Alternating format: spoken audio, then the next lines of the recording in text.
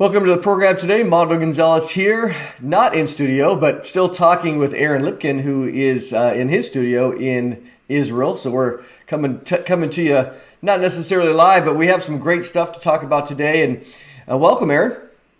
Shalom, shalom. Great to be with you again from the land of amazing biblical discoveries. Yeah. Well, first and foremost, a lot of people are watching the news. Are you safe over there? Things are kind of slowing down? Yeah, everything's good. We're back to normal. Israel has these short periods of tension, and then everybody goes back to business and like nothing happened. From the tourism side, I'm really happy to say that tourism is coming back to Israel with revenge. We have hundreds and thousands of tourists flowing into Israel. And, as a tour agent, I always work 1 year ahead. And I can tell you that 2023 is also looking very good. Looks like a record year in tourism in Israel. And I think that Prophecy Watchers viewers could take part in that amazing record. So, we have a tour on March 25th next year, and everybody is invited to come and visit and experience this amazing land. Yeah, I'm super excited. I mean, for me, March is probably my most favorite time to be there because of the recent rains and things are green and just an incredible time. I mean, if you haven't gone to Israel, consider joining us. Bob's going to be there. Pastor Larry Ollison's going to be there with us, and you can go to the visitisraeltoday.com website and get all the information there. You can get the prices. I believe our prices are very competitive as well if you're deciding which group to go with. So it's going to be a great time. And Mondo, I remember when I came to visit you last time you were here with the group, you were standing at Gilgal Rephaim, Israel's Stonehenge. And, everything was so green and it's so flowers everywhere. So it's definitely the best time to come to Israel. Yeah, it really is. I mean, we're going to hit all the major spots. We're going to be on the Sea of Galilee. We're going to be in Jerusalem. We're going to be out on the west at the coast. So we have a little bit of everything for everybody, and it should be a great time. So, Aaron, let's talk a little bit. Let's do a little archaeology update. And there's been a variety of things that have been going on. It's been a while since we had a chance to talk, but I see on your background there, as everybody else does, some very weird looking letters. Kind of give the audience an understanding of what they're looking at. Okay, so first of all, I don't want people to think that all the inscriptions in Israel are cursed inscriptions. Let's first start with an update about the amazing discovery of the Mount Ebal inscription that I was involved in finding.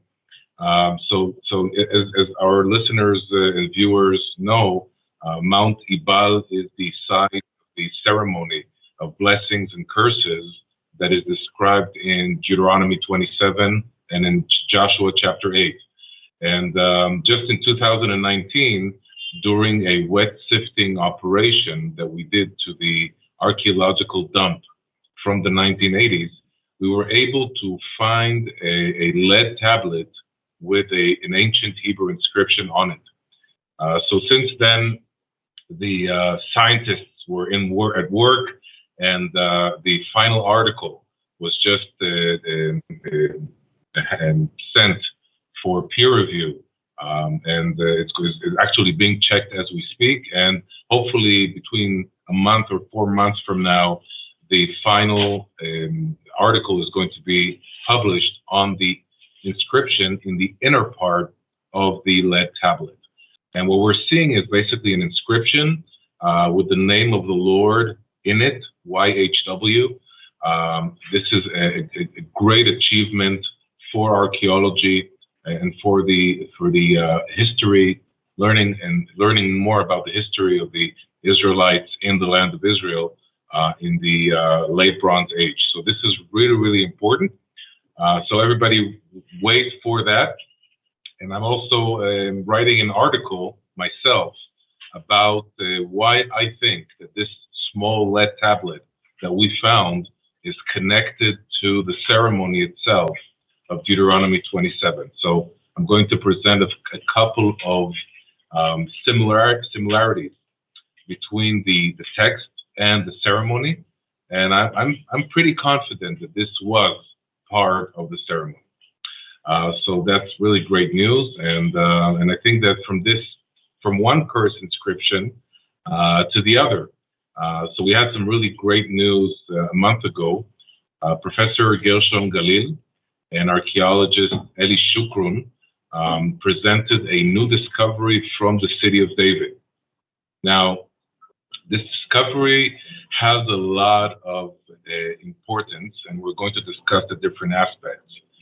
But it's important to know that nobody ever found Canaanite Jerusalem. I mean, this is one of the big mysteries in archaeology. We know that Jerusalem was in existence during the time of Abraham. We know that Abraham came there and met the king Melchizedek. And so we know that Shalem, or Jerusalem, was in existence 4,000 years ago. And then the problem is that the archaeology never found that city of the Middle Bronze Age. We know that there was a Jerusalem at the Late Bronze Age during the Amarna period, where we have the king of Jerusalem corresponding with Pharaoh Akhenaten. So again, Jerusalem is in existence. But when the archaeologists came in and started excavating the area which is south of the Temple Mount, they couldn't find that city. And so if we are able to find any findings from that period, that would strengthen the location that we're talking about of where Jerusalem was. Now, there are many reasons why Jerusalem, that the original Jebusite or Canaanite Jerusalem wasn't found, mainly because it's impossible to excavate in many of these areas because we have an Arab village called Silwan that is covering that area. So just a month ago, the announcement was that an inscription was found near the Gihon spring. Now, again, you have to remember, Israel is just, the Bible says that Israel, the land of Israel, is not like Egypt. We don't have the Nile. We don't have a major and constant supply of water like the Nile. What we do have are springs. Israel is full with springs everywhere. And so everywhere you have a spring is a place where humans can build a village or a town. And so the spring of Siloam was the spring of Jerusalem for thousands of years. And because you have water, this is a great place to also build a temple. This is also a great place to conduct ceremonies. For example, the crowning of the son of King David, Adoniah, which King David opposed, was near the Gihon spring. And so there was how we call it in archaeology, a cultic center there. And archaeologist Eli Shukrun found a temple from that period, from the Middle Bronze period, that had a matzeva, a cultic stone. And what he also found is an inscription. Now, finding an inscription is the dream of every archaeologist. This is the treasure trove. You know, people usually think that archaeologists are looking for golden coins. They're looking for, silver. They're looking for, weird artifacts. No, archaeologists are looking for inscriptions because inscriptions are saying so much about the period and teach us a lot about the people that wrote them. And so this inscription that I'm talking about that was found near the temple of the Gihon spring is an inscription that has 20 words in it and 63 letters in total. And this was deciphered by Professor Gershon Galil, who also deciphered the Mount Ebal inscription. And let's talk about the letters. The letters are in a special script called Proto Canaanite. This is the ancient script that was used by the Israelites in the time of the Exodus, and probably earlier than that. We actually have examples from the Sinai, from quarries, a place called Serabit el-Khadem, that has this type of script. So we're talking about the same early script, and that also helps us date the inscription. When we see this type of script, we know that it's from the late Bronze Age or the early parts of the late Bronze Age, and this script is interesting because it's basically pictures. We can see behind me the deciphering of that inscription, the way the inscription was written is just behind me, and what you see, all these weird shapes are basically pictures. They're pictures of, for example, the letter Aleph or A in Hebrew is written as an ox head, because an ox in Hebrew is also an aluf. So Aleph, aluf. So when the Israelites are writing the first letter in the alphabet, Aleph, the way they're writing it is with an ox head. So what we're seeing behind me is exactly that type of alphabet, and it's very similar to the alphabet that appears on the Mount Ebal inscription.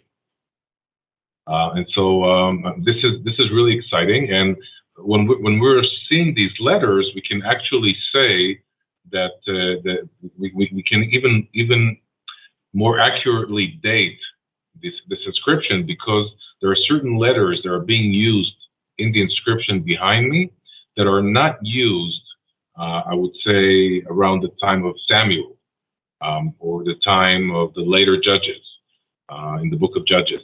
So this really dates back to the early times of Jerusalem, around the year 1400 or maybe 1350. Let's talk about the inscription. Everybody's like, okay, stop talking. Tell us what's written. So this is the curse. Cursed, cursed, you will surely die. Governor of the city, you will surely die. Man. Now that people, now they're understanding how you began, and that Israel is a land of curses in the sense of all the inscriptions.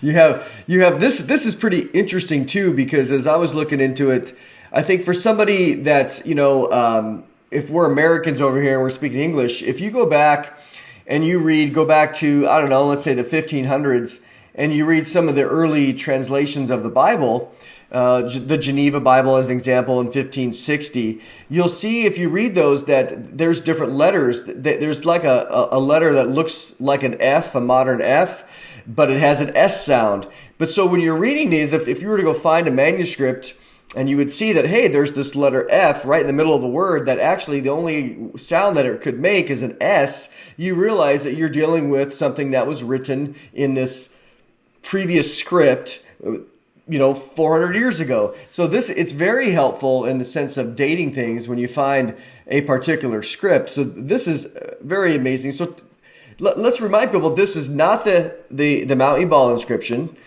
found way in a different spot. This was in Jerusalem, much later, or much farther away, but has a similar cursing idea. Was it just, do you think that there's anything to say about that kind of being fashionable to pronounce curses? Because these date to roughly the same period, correct? Yes, so I believe that we're talking about roughly the same period. The Mount Ebal inscription is very similar to the way that it's versed in this curse of the city of David. And so I believe that at that time, when people wanted to write a curse, there was a certain way to do it. And so that's why you see those similarities. We know that the Israelites lived in Canaan prior to their Egyptian exodus and also afterwards. So the Canaanite culture was affecting the Israelites as well as the Egyptian. So that's why we also see that there's a very lot of similarity between the script and Egyptian hieroglyphs.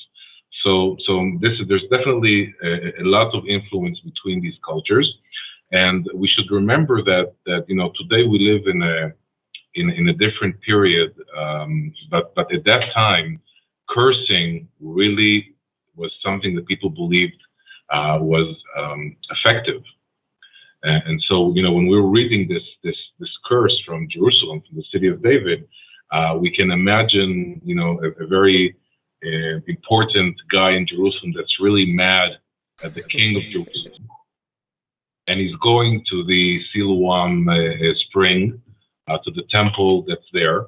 And he's probably, sacrificing something, but also bringing this curse against the person he hates, to be deposited somewhere in the area near the temple, near the water, in order to probably increase the effect of the curse. So this is definitely something that's going on in the ancient times. We find it all over in Mesopotamia, in Babylon, in Assyria, in the Hittite Empire. Cursing is something that many, if not everybody, is doing. I think but if we talk about these two curse inscriptions from Mount Ebal and from Jerusalem, the one in Jerusalem specifically targets the governor of the city, whereas the inscription at Mount Ebal doesn't mention anyone. In other words, the curse is in the singular form. It curses ata, which means you, but there's no name.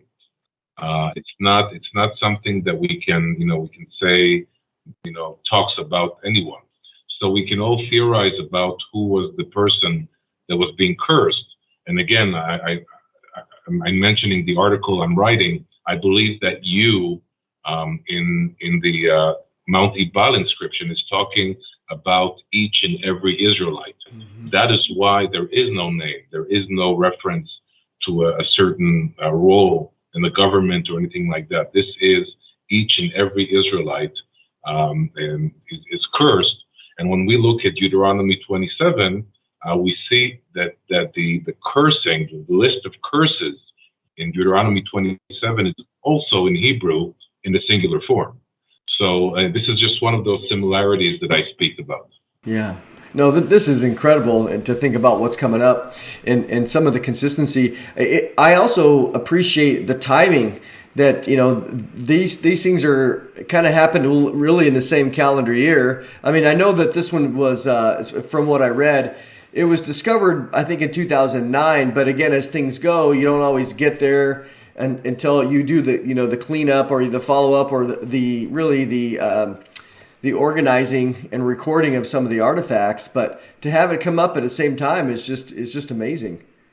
And I think, if I'm not mistaken, Professor Gershom Galil himself said that because he deciphered the Mount Ebal inscription, that opened up so many opportunities of understanding other texts that were not understood before. So I know he deciphered the Kiafa inscription from Tel Kiafa. By the way, we're going to visit Tel Kiafa on March 25th, in a few months from now. But the Gershom Galil deciphered the Tel Kiafa inscription, which is around 200 or 300 years later than the Mount Ebal inscription. So he repeats all the time that after deciphering the Mount Ebal inscription, that really gave him a lot of understanding and insights into many other artifacts that could have more inscriptions on them. So who knows? Maybe there are more discoveries to be made soon, thanks to the inscription on Mount Ebal.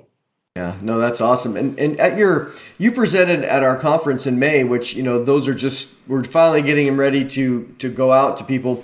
But you made an announcement then. You were talking about how there was a little bit difference, if I remember correctly, between what was originally noted in the press versus you kind of had an update. Are you able to talk about that? Sure. So the inscription is fully deciphered, as I said, and the article was submitted. I can definitely share the inscription.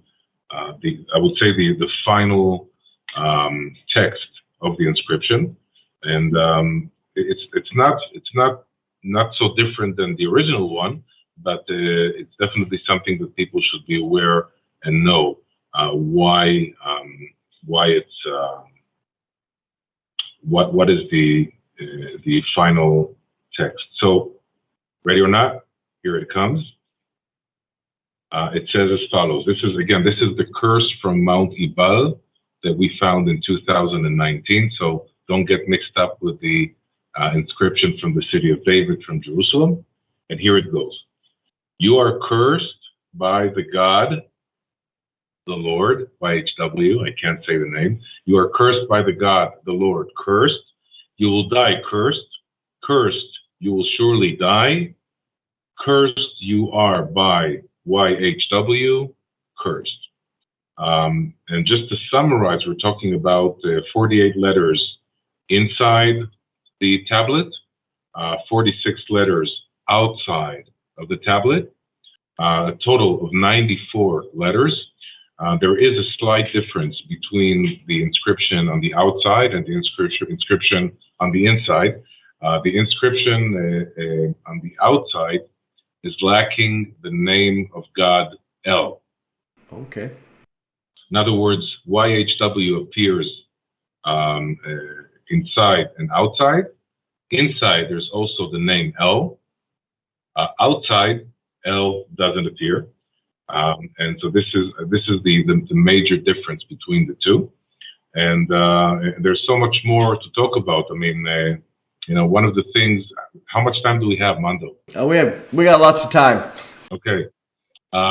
So one of the things that really struck me, and I just came back from the U.S. after 50 days, and I spoke about this inscription, the Mount Ebal inscription, constantly. And after a few weeks, suddenly this insight came to me that I'm starting to share with people, and it's really exciting. The way the name of God is written, the name of the Lord, YHW, is written in that ancient script, that the hieroglyphic Hebrew that we're talking about. And the way you write it is basically a man standing, waving his hands at the top like this. This is the letter Hey or H.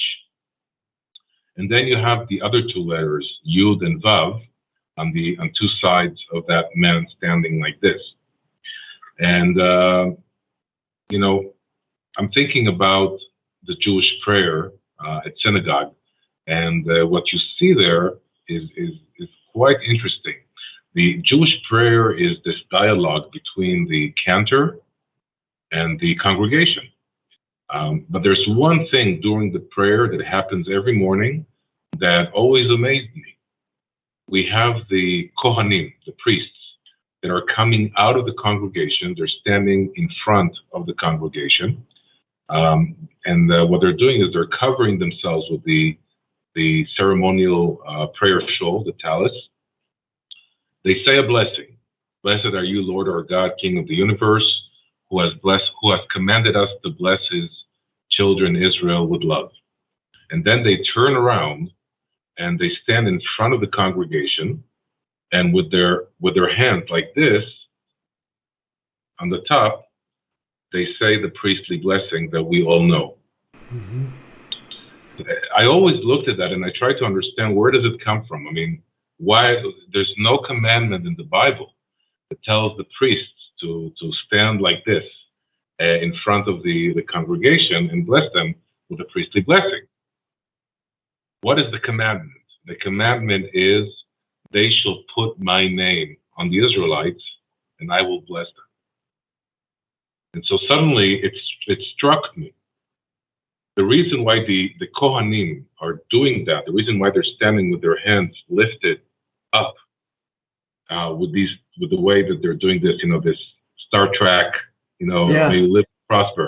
The reason why they're doing that, I believe, is because they are embodying the name of God while saying the priestly blessing as they are commanded in the Bible. And so this for me was like this struck me. I mean, wow, this is amazing. And there are so many other insights that I can share, but for another example, during the war between the Israelites and the Amalekites, what does Moses do? Yeah. He stands up there with Aaron and Hur, and he raises his hands. Why? Why? Because he signifies the Lord, YHW. He wants the Israelites to look at that and make that strengthen them. So there's so many things that are suddenly popping out because of this inscription. And who knows? If you talk to me again in 2 or 3 weeks, I might have more insight. No, this is awesome because for those that are watching, one of the things that Aaron's mentioning is that, again, you have the guy standing in some of the imagery and some of the letters, which helps you to see what's going on there. So I mean that's just incredible.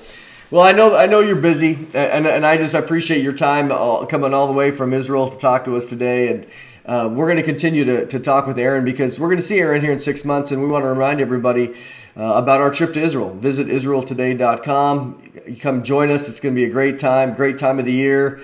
We have a very specific itinerary, which you can see on the website. And so we just want to invite everybody. Aaron, as always, appreciate your time today. Thank you for having me, and hopefully we'll have more interesting discoveries to talk about. All right, Aaron, thank you from Israel, from Aaron, and appreciate you guys watching, and we will see you next time.